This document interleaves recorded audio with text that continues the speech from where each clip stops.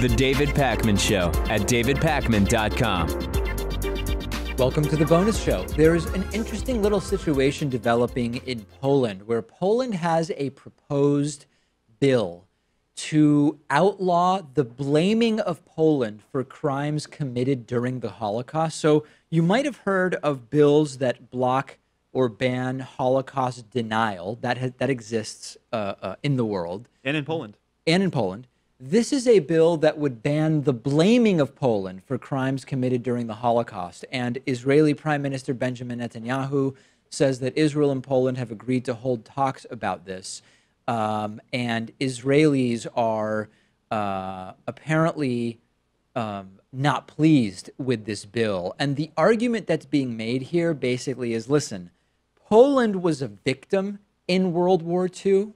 And the fact that Poland may have on paper done some really horrible things, including the commission of crimes during World War II, we're not really to blame because we were over a barrel. The Nazis had us over a barrel, so to speak, so that they don't want to be blamed for those things. It's sort of like they were forced to do these horrible things. And this is going to be a complicated one to sort out in my mind. And the prime minister said at his weekly cabinet meeting that Israel has no tolerance for the distortion of the truth. They are basically saying, no, listen, that's like the Nuremberg defense saying I was just following orders. Yeah. It doesn't fly. And so Poland can't say, hey, we were just doing what the Nazis forced us to do. Because Poland was overtaken in 1939. Yeah.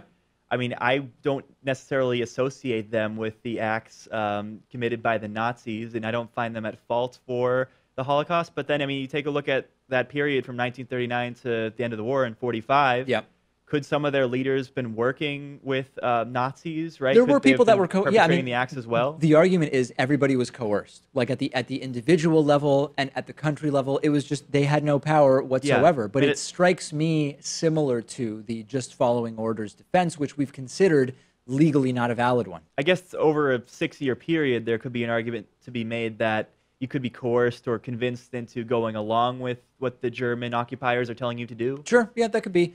But I think that if we are, in either case, it starts to border on, they're calling for prison time for referring to Polish death camps, which were, of course, German death camps in Poland, as Poland wants them referred to. And prison time for that seems like a little bit much, doesn't it? Oh, well, yeah. I mean, I don't think that this should be happening at all because, I'm one of these free speech absolutist types. Are you? Yeah, well, I don't think you should make it a crime that you can't criticize the government. Right. Yeah, I agree. I agree. And I don't know. If you want to say that Poland perpetrated some of the acts in the Holocaust, whether or not they did, I think you should be allowed to say that or deny the Holocaust happened. I think you have that right. I agree with you. Parents are making their children drink bleach to, quote, cure them of autism. And obviously, this is incredibly dangerous. And the behavior has been traced back to a cult in the United States. 6 British police forces looked at cases where kids as young as 2 were forced to undergo what is being called a treatment, which is just drinking bleach. And there's a secret Facebook group touting its use to desperate parents in the UK. And it seems to have started from a controversial U.S. church that has a branch in Los Angeles. It's the Genesis 2 Church, founded by Jim Humble, who is, maybe not surprisingly to some in our audience, formerly a Scientologist. And an investigation was done a couple years ago by ABC News, and it found that there was this sort of underground network clustered in Southern California, and they promote the use of bleach to cure not only autism in children, but also Parkinson's and cancer. And of course, you don't want to drink bleach. It's toxic. It can kill you, period. I mean, I don't even know how we're having this conversation, but it's yet another one of these cult-like circumstances that it's the drinking the Kool-Aid thing. Yeah. It's startling because it just seems like it's supposed to be such a simple solution to your problem, right? Bleach cleans things. Right. So, of course, if you put it through your system, it's going to rid you of the autism that you're experiencing. But because, I mean, so there's an implied step in there, which is the group believes that it's pathogens and parasites that cause the autism. And thus, if you drink chloride dioxide, bleach, it will kill them. And then you will be cured of the autism but it's a disaster and it can kill you. Yeah, I mean, I think that you would be cured of the autism, but that's because you're going to be dead. You'd be dead. And I don't know what the lethal amount is I of don't know. bleach, but I have to imagine some people could be killed by this, right? Of course, and proponents say mix it with fruit juice, but medical experts are actually saying that's even worse because it can make the bleach acidify, and it makes it even worse. It makes it similar to a particular type of bleach that's used to strip chemical compounds off of textiles. Yeah. You don't want that. You absolutely don't want that. And in smaller doses, it can cause damage to the digestive tract, respiratory failure, vomiting and diarrhea, drastically dangerously reduced blood pressure, and it can kill you. And one death has been linked to this practice so far. Yeah, I mean, You got to throw the book at these people, right? Oh, absolutely. Yeah. I can't imagine that you can have these people walking around free, especially if they're parents. I mean, that's obviously child abuse. Yeah. You could easily kill someone by doing this. No question about it. And autism also develops in the womb, so it's not like your treatment's going to work. If you discover that the child has it when they're a few years old, and you start treating them with bleach, Well, I mean, do you even think that that could mitigate any of the effects that they're experiencing? if you believe, whether it develops in the womb or not, if you believe that it's pathogens and parasites, then it would follow logically by its deranged internal logic that drinking bleach, if it didn't risk killing you, could maybe be a treatment. But so I actually don't think that for their argument it matters whether it develops in the womb or not. What we do know, though, is that it is not caused by pathogens and parasites. It's a sort of neurodevelopmental, I think is the term that's usually applied to it. Right. It does develop in the You womb. tease this at the end of the show, but I'd have to imagine there are people out there who think that their child developed autism because they made the decision to vaccinate them, and now this is the only solution that they can deal with it. You know? Right. So there's a Venn diagram where you have anti-vaxxers who believe their kids became autistic because of a vaccine. Usually it's MMR vaccine. And then you've got those who have kids that are autistic that want to treat them with bleach. And there's probably some overlap in those two groups. People who believe their kids became autistic from the MMR vaccine who are going to try to cure the autism with bleach. And those are people who should not be parents and should be in jail. Yeah. Right? I mean, is there any other explanation or consequence that we can imagine? I'm trying to think if there's like a dumber home remedy that's been that someone came up with like for Than another drinking bleach. ailment. I mean, my head goes to gay conversion therapy. Yeah, I don't know. I don't think there's a worse example than this. No, it's absolutely and totally horrifying. Hey, so fitness apps, fitness trackers are getting very popular. I've been wearing a Fitbit now for several weeks or even a month, and Yeah. I like it. I like it. Tracks my steps, and it. How many miles a day are you walking? 5, 6. Ooh. Yeah, quite a bit. No, I've got my target at 10,000 steps a day. No, I'm sorry, 8,000 steps a day, and I'm usually walking between 10 and 12,000 steps a day. Not bad. And yeah, it's good. I mean, I don't know that it actually gets me to walk more, but I think on that occasional day where it's 7 p.m. and it tells me you're like 2,000 steps short of your goal, I will usually go out for a walk. Oh, so okay. I think in that sense, it's making it so that I'm not missing any days of having my full like 5 miles of walking type of thing. Some of the newer ones are cool too. They'll track your sleep. Yes, your this one heart tracks rate. my sleep, but you know what? I tried it.